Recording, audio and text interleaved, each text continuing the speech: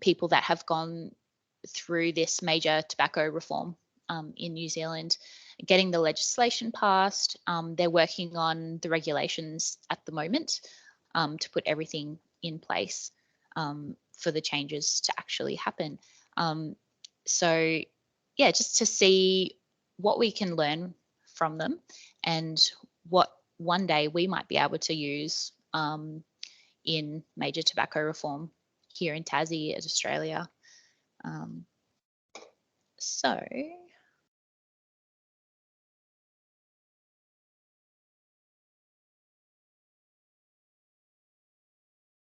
go. So in December 2022, the Smoke-Free Environments and Regulated Products Smoke Tobacco Amendment Act was passed, and then it came into force on 1st of January 23. And it makes 3 key changes to the Act.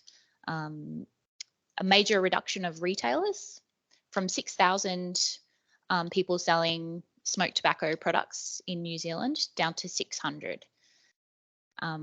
From April 25, there'll only be low nicotine cigarettes allowed to be imported or for sale in the country. And that the low nicotine cigarettes policy, it really made an impression on me when we were over there, because it's not just, you know, half the nicotine or, you know, a little bit lighter on. It's actually taking pretty much all of it out so that it's hardly addictive anymore. They say that it's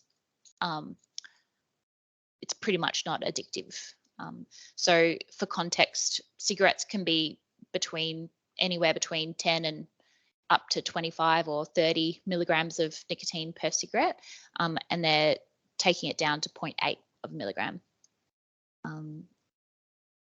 And then the third policy is prohibit the sale of smoked tobacco products to anyone born on or after the 1st of January 2009. So that policy is referred to globally as the smoke-free generation. And yeah, it's basically raising the legal age of smoking 1 year per year until it's not legal anymore for anyone. I'm just going to switch over and show you a little video.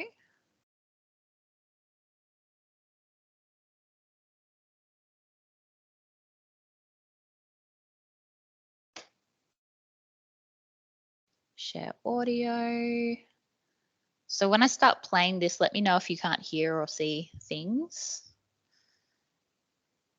Can you all see the frame? Yep. I first started seeing him socially, out with friends and that. He was always around and we'd get together. He was always at parties and hanging out with my flatmates, and now he even comes to work with me. I never dreamed I'd end up with him, but here I am. He says he might give me cancer one day. Yeah. Yep, we're in it for life. Come on. So yeah, I just thought I'd add in some of the messaging that they've been using. Ooh, now I've got more YouTube videos playing. Stop. There we go.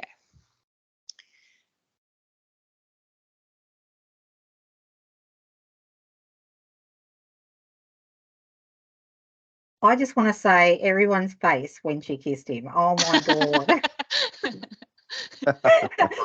I was trying, and then I looked over, I thought, no, everyone's like, ah. I hope she got paid very well for that. Yeah. It's pretty effective. Yeah, so it's the 3 major policies: major reduction of retailers, denicotinization of cigarettes. I've practiced that word, but I stumble every time. And smoke-free generation. Those 3 policies together is what they're going for in New Zealand. And this is what the policy modelling looks like. So all of the interventions together, and the whole of New Zealand population is this yellow line. So the straight line that you see is if they would keep going along with business as usual with the current policies that they had without any major reform. That's how the line would track until 2040. But with the major reform and these 3 policies coming in, you can see a major dip by 2025. And 2025 was the big goal for them for a smoke-free Aotearoa.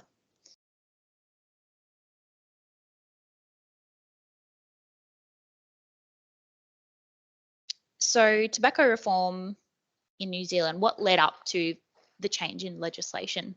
In 2010, smoke-free generation was first introduced as a private member's bill by Maori community leaders, but unfortunately it wasn't successful. But in 2011, the National Party government at the time, which was sort of more the right-wing government, announced the goal of having a smoke-free New Zealand 2025 in response to findings from the Maori Affairs Select Committee. So it's basically a big inquiry into Maori affairs and what could be done to improve health and outcomes for Maori people. So the public health researchers told us that everyone was excited when this sort of goal for 2025 was announced in 2011, but then they didn't see any action from the government. It was announced and then nothing really changed. It was just business as usual. So yeah, this group called the Aspire Research Group, which is a number of public health researchers in New Zealand, we're talking about the fact that the government weren't really taking practical action to get to this goal.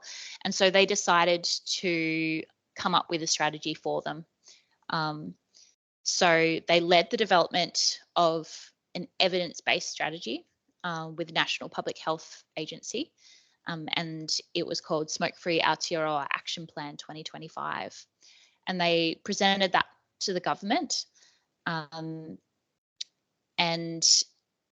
yeah, in 2021, quite a few things fell into place for the action plan to be basically accepted mostly in full.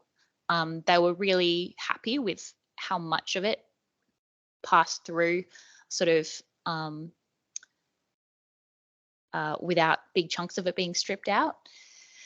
So 2021, the alignment between the leadership of the Maori community, which represents 18% of the total population in New Zealand, the public health researchers, personnel in the Ministry of Health changed. They had a new Associate Minister of Health, and she was a doctor who specialised in communicable diseases at the hospital, and she became the Associate Minister of Health and championed it as a legacy project. The other thing that fell into place was that the Labor government at the time had some political credit after COVID-19 and chose to spend it on this action. So you can see it's like the sun, the moon, the stars, and all the planets aligned. And this is the thing that they were able to achieve at that time. So, and I think the legislation was first introduced to Parliament in about the July, and it passed by December, which is incredibly quick for legislation like this. The policy analysts at Ministry of Health said it. Usually something like this could take nearly 3 years, but they got it through within the 12-month period. And yeah, so now they're dealing with all the regulations to how to implement it and get it into place. So some of the campaign messaging and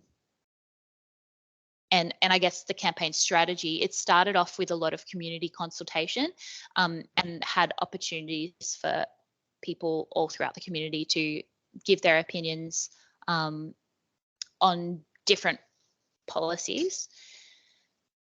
But the main goal and push for the major reform is the goal of equitable health outcomes for all of the people in New Zealand. And I guess comparing to Australia, I've looked at the National Tobacco Plan, or whatever they're calling it, that was introduced in, I think it was May this year, from Mark Butler. And it had a goal of 5%, a smoking rate of 5% by 2030. But then they had a different goal for the Aboriginal population. I think it was, off the top of my head, it was bringing it down from 37% down to 27%. But in New Zealand, they have this goal of 5% across all of the population.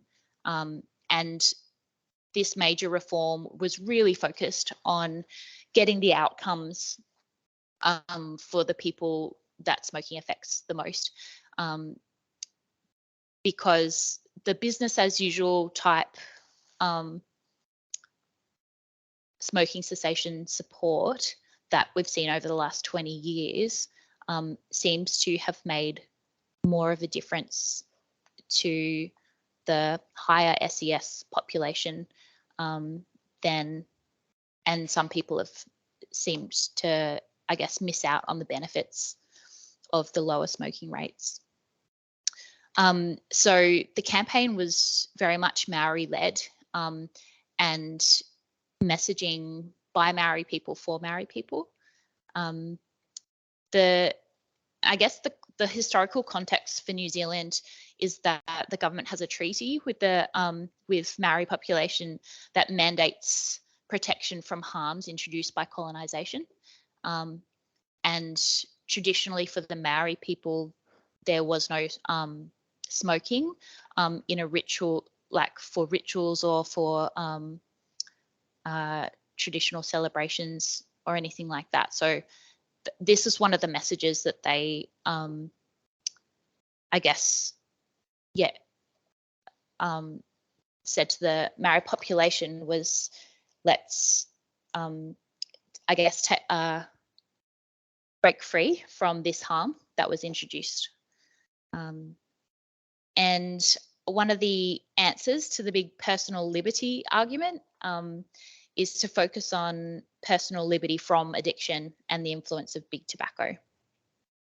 Another message that was, I guess, sort of for the retailers that might have pushed back about not being allowed to sell all the normal smoking products is that tobacco shouldn't be a normal consumer product. When used as intended, it kills 2/3 of users. And I've got another little.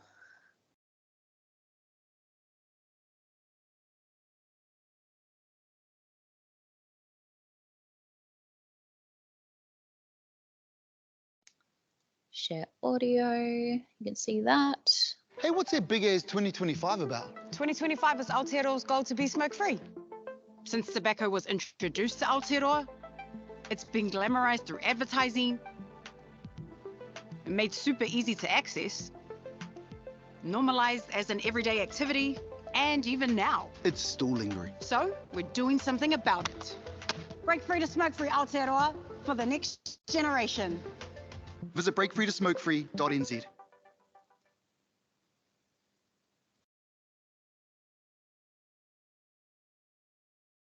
Yeah.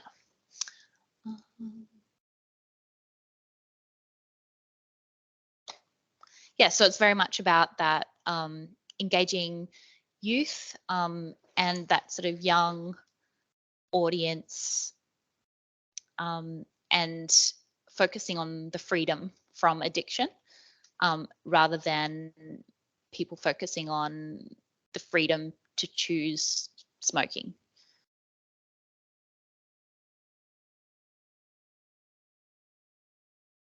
Yeah, so some of the learnings for the Tasmanian context is community engagement is needed to gather support for major policy change.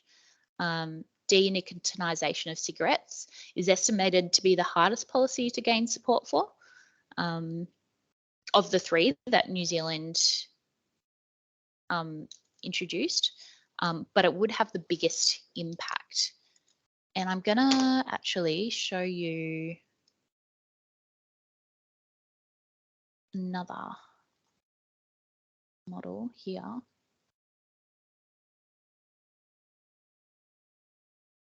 So this is the research article that I took one of the models from before, but this shows you sort of the policies separated out and what impact each individual policy may have.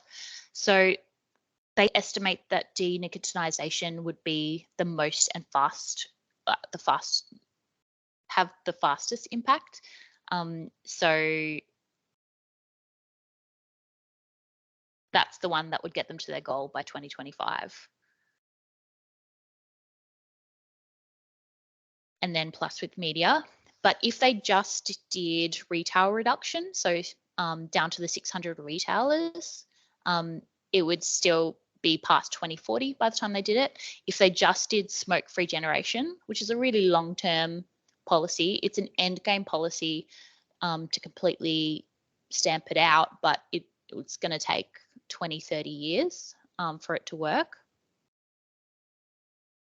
And then all those interventions combined is what gets them to their goal of 2025, which they were really strong on wanting to hit that goal of 2025 and not just let it go out and out. They had a lot of motivation to take that strong action.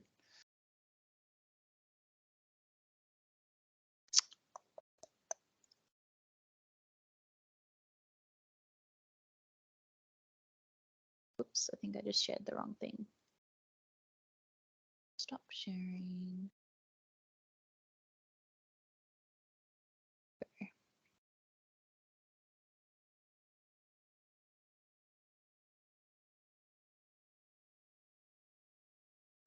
Yeah, so Learning to Tasmania, the smoke-free generation is modelled to make an impact in 20 to 30 years, but can we wait that long? The global momentum gathering for smoke-free generation is really exciting. UK just announced their policy. Malaysia, Scotland and Philippines are on that pathway as well. Another learning for the Tasmania context, if we were ever to introduce something like this, the retail reaction was the whole Save Our Local type campaign, but in New Zealand it was funded by Big Tobacco, similar to when they were looking at getting rid of pokies in clubs and pubs a few years ago, and there was like a big Save Our Local type campaign, and that was funded by the gambling businesses. The messaging in response that that the Ministry of Health and Public Health used is tobacco is a sunset product. It is declining and we want it to decline. So retailers need to pivot away from that in their business model, whether it's now or in 10, 20 years. We shouldn't protect the rights of retailers to profit from products that kill 2/3 of users. Yeah, and I think that is the end of my presentation. Yes. So yeah, it was a really interesting trip. Really great to have those conversations with the Ministry of Health and the public health researchers and see their slightly different perspectives. Also on vaping as well, because I guess the thing in New Zealand is when they introduced this, they had already, in the 18 months, 2 years leading up to this legislative change, they had already started encouraging everyone to switch over to vaping as a harm minimisation option. And so they have stuck to that. And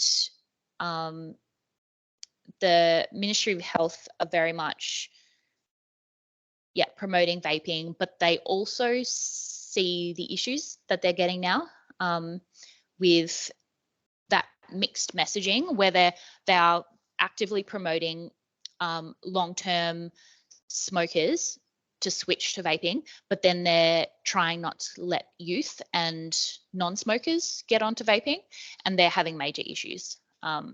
They've got vaping has gone up majorly and nicotine has gone up majorly in their youth population. So now they're looking at how do they get on top of that and how do they regulate vaping more. So yeah, it's just a different order of things that they've done in New Zealand, whereas Australia with the vaping legislation, I keep hearing rumours that that confirm that it'll be done by Christmas time, but Christmas gets closer and closer. So yeah, fingers crossed. So yeah, do you have questions? Thanks, Emma. That was brilliant. As Chris said, it was a great presentation, pace and messaging on point, and you've answered my question about how are they thinking about vaping. Tina had her hand up, so let's go to the questions for you. I had a couple of things. One thing, and Abby and Irina will know this more, but the vaping, Tasmanian vaping thing is coming in I think February, March, for a definite. I think those changes are coming in, if Abby can throw a voice in there. And I know that New Zealand have gone with the vaping side, and it's just they're really struggling with it. And I didn't really like the sound of that smoking companies are like putting the money into this, because that's never a good thing, because they're only putting money into it with their own agenda. No one puts their butts behind things they don't want. And the other thing is that stuff around the Maori community, and we had the same issue as a cultural space here, was that for some reason, way back about 10 years ago, when I sat down with Maureen Davies, we talked about that there was this cultural belief, and it just come over time for Aboriginal people of Australia, that to be Aboriginal there was this identity crisis around smoking, and that to be a black fella, you smoked. And, when you go to someone's house, everyone's sitting around smoking. So it was a real identity thing. And we really sat down and talked about that. So we made a real conscious decision in our community to say that, and we did a lot of campaigning and community groups and at festivals, saying you don't need, being black doesn't mean, or being Aboriginal, I say black, being black doesn't mean that you're a smoker. And so it was really changing that view that the only good smoke, and that's where we did a few conference presentations, that the only good smoke a Indigenous or Aboriginal community do is around celebration or sorrow business. And that was around fire smoke and not addictive tobacco smoke. So it was what was good and what was bad smoke. And we really talked about what's good smoke and what's bad smoke, and changed that view that you don't, being a black fella doesn't mean you're a smoker. We tried to break that connection, that it's around connection to culture and language and land and putting your feet in the earth, not about what cigarette you put in your mouth. So changing that view of who we are really started to change the way, and that Aboriginal people deserve to breathe fresh air like everybody else, and we didn't need to be having a colonisation thing put upon us and control us. And so for me, that was one of the tools that I used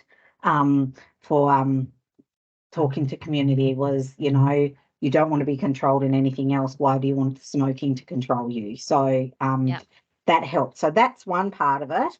But I know that the Tobacco Coalition is doing a lot of hard work in already dealing with everything that you spoke about, and they're already looking at the stuff. But I think out of the last meeting, we talked about that New Zealand and Irina or Abby, that we weren't going to follow some of their things because of that they've decided to go with the vaping, and that Australia's not.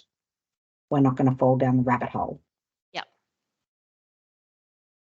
Yeah, that's great. Yeah, because it's really opened up a massive can of worms for them that they will have to deal with as well. I sat on that meeting, Tina, and I think the point was made that they're going to monitor the situation. And there was some feedback that monitoring's not enough. We have to do some action as well here, but also keep the learnings. As Emma said, we've got to watch what's happening there. Yeah. Did you have any more points, Tina, you wanted to make? Thank you for those. No, all good, thank you. Okay. Chris, did you have a question? More just a comment. Emma, well done. That was a fantastic presentation. I thoroughly enjoyed it. And just reflecting, thinking about like the timelines and thinking about the fact that it's 13 years when, you know, this idea was first floated, and thinking about these changes in leadership that, you know, were part of the solution to get us here. But also, I guess, the whole of system approach and thinking about, you know, what they call the commercial determinants of health. So these are the things where the private sector influences people's health, and that can be in a good way, but in large part it can be in a very bad way as well. Did you get a sense of, like, I don't know, like the energy or enthusiasm from the people that you were talking to? Is that something that you were able to tune into? Or would you mind speaking to that for a second? Yeah, sure. They were very, like, I think they were coming from a humble perspective, but also very proud of being able to get this through, and excited that things fell into place. But also with the knowledge that there's still work to be done. But the group of researchers from the Aspire group, they're very passionate individuals, and something that we saw from that, because we were going from trying to glean what strategies they use, what messaging they used that worked, what didn't work, what they wish they'd known, and things like that. From the public health researchers' perspective and the strategy that they used, it really just came from they weren't using a marketing strategy or a sophisticated marketing strategy. It was just really from their sincere beliefs and their passion for equitable health outcomes. So yeah, that definitely left an impression on us. That was awesome. The Ministry of Health, the impression that we got, that also very passionate about better outcomes, but they very much stuck to the vaping is good line. And even some of the younger ones on the team from the Ministry of Health brought up some negatives of vaping, but the leader was very much toe the party line, stick with this is evidence-based, and it's much better than smoking, so that's why we're sticking with it, sort of thing. There's no wavering from that, even while admitting that it is an issue for the youth. So yeah, not completely aligned on everything, which you can't get that perfectly in a whole group of people, but definitely very passionate about change and excited that they're on their way. So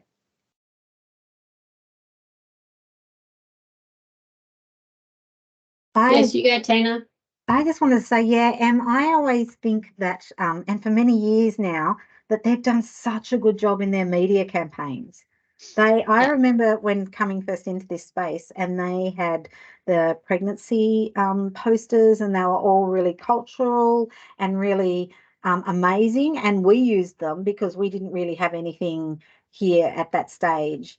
And they were, very visual, very real, like real community people, which was amazing. I just remember looking at the faces, and you would think that they weren't actors, that they were just real community people that they were putting up and had real voices and real stories, and I think we've done, Quit Tas have done an amazing job since them doing some real local stuff with people. But I remember way back when I was really first here, and they were doing amazing work. So they have always been really good, I think, with their media campaigns. I think they do a great job. Yeah, but a little bit worried about that. Then they're not listening to the young people that are saying that they're struggling. So you would think that if young people are saying they're struggling about young people, you would listen to the young people. But thank you, Cecilia. No, great presentation, Emma. And like Ron said, trust the Kiwis with the messaging and media. So that really hits it. I absolutely love their public health messages. Just a couple of thoughts on me, not necessarily to you, Emma, but maybe around the group. I know, well, like you said, New Zealand at the moment, obviously looking at vaping and how that's going to impact. We're also on the other side of the country, Australian specific, is moving, probably really going to go hard early next year around vaping. And my thoughts came around how I think, and following from what Chris said, commercial determinants of health, I'm looking at it. I think it's about time governments make a commitment towards regional public health issues. I mean, there's evidence around countries working together to eliminate diseases. I think this is one area, for example, where we have to work around that because, you know, on one end, Australia obviously working on cigarette smoking, now moving on to vaping. It's not something that is happening to New Zealand, for example. What stops me from moving from New Zealand coming to Australia? Because I can vape. And another thing that I thought about is, well, the importation of nicotine products. I mean, when you come into the country, ask anyone who's not Australian. I get friends calling me saying, man, your border force control. And I say, yes, that's the Australian border force control. You know, you can't really, the importation of cigarettes, it's up to a certain limit. But again, we move regional into interstate. You know, there's that commitment again of, for example, I think a good example I would give is, you know, Victoria, Tasmania, which again are close. What's stopping us from having interstate, you know, commitments, public health commitments? I know probably dreaming too big, opening up a can of worms, but if you're being stopped to import, you know, cigarettes into a country, you know, what's stopping governments and state government or federal government from taking it and not trying, you know, limiting that importation? You know, I always love the Tasmanian one, you know, come down for air, don't come down for smokes, you know. So if I'm being stopped from bringing it in the country, surely we must work towards limiting certain number of cigarettes that, for example, you can bring it into Tasmania. In the future, I don't know, just my thoughts.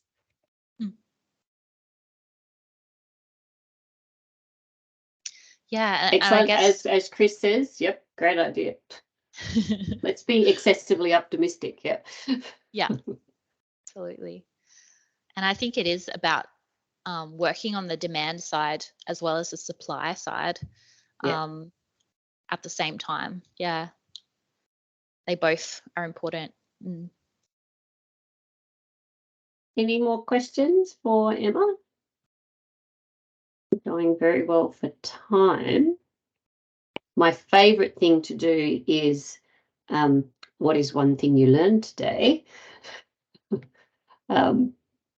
So I think for me, and even though I work in this space, having that history of the New Zealand timeline laid out so clearly was fantastic, and broken down their 3 policies that make up that legislation change. That was really, really helpful. Thank you. And that actually the whole thing, the messaging of it, breaking it down, it was fantastic. Thank you so much.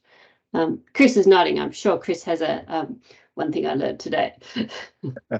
I have lots of things I learned today. I don't think I know how to say denicotinization yet, but I'll work on that. That's pretty good. Is that right? Nicotinization. But yeah, the timeline was incredible, and I think I really appreciated again the work that New Zealand does around their public health messaging. And I've always thought if you can't communicate a message in 10 to 30 seconds, you know, we've lost the messaging. And I've always appreciated their videos, and it's so great to see that they're still pushing above their weight. And the other thing I learned too was around, yeah, I just really like that quote, Emma, that you shared, that tobacco should not be a normal consumer product. When used as intended, it kills 2/3 of people. And like, that's just such a clear, visible message right there. And I think we just need to be sharing that more and more. So thank you so much, Emma, for today. Really appreciate it. Welcome. Thanks, Chris. Shireen's talking, so I'll go the other way. Tina, what was the one thing you learned today? Oh, you're on mute. I love that I get to say that at least once per meeting. Geez, that's unusual. I'm on mute. I think I learnt a lot. It made me question. I like that Emma brought up about who was funding the program, because it makes me think about where you're getting information and who's behind it. So reminding me to check on that is always a really good thing to learn. I love the videos. I hope they come up so I can share, because I really want to get that guy and put him in the health service.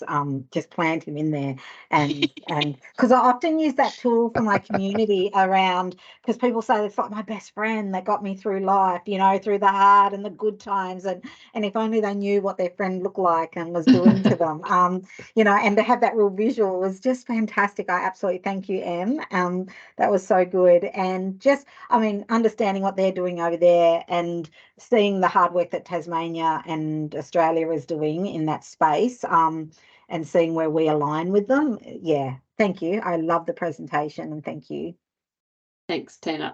In the meeting summary, I'll put the links. Emma had them in her presentation, so I'll include those in the summary. Yeah, Cecilia? I think I'll go with Chris. The messaging for me always, New Zealand. That was good. That was really good. Makes you think about, you know, things that you hadn't even paid attention to, because the message is right on spot. And then I guess the other one is, I think sometimes in public health we almost feel like, you know, it's ambitious. Just look around. Someone is doing it. They might not be doing it very well, but you, at least someone somewhere is doing it, and you've just got to take it up, learn from it, make it your own. And yeah, because I think if you've worked in the public health space for a long time, trying to, you know, change behaviors, negative behaviors that contribute to, you know, health inequality and really bad health outcomes, I think there is a somewhat, you go along the line and you want to give up, and especially at population level. But yeah, I think let's just keep going. Yeah. Thanks, Cecilia. That's a great comment. Arena? Mute. Hit the mute button. Unmute.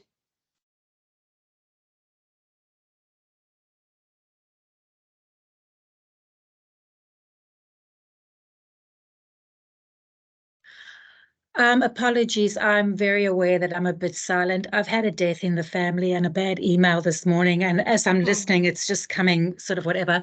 So hence silence. But I think not so much more comment. I love the sense of that community consultation and the community saying we want to do something about this. This is affecting us. I really like that. Sometimes a lot of the conversations feel very top down and change and policies and everything. So for me, who's very much a grassroots worker, I like that sense. And I'm sure the whole community wasn't united, because we never are, but that sense of community that kind of runs about what informed this. I really like that. Yeah.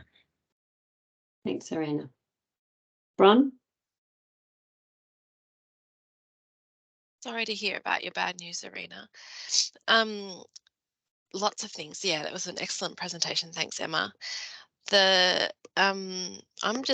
a fascinating case study in policy making, I think, and all of the different factors that had to come into alignment to get this across the line, and how great it is that that happened. And, you know, just the fact that that it came from a study into Maori kind of health issues, but that the whole of the New Zealand Aotearoa society is taking it on, and how one of the key elements that have to come into alignment is those social norms. And, you know, we're so far away from that in Australia.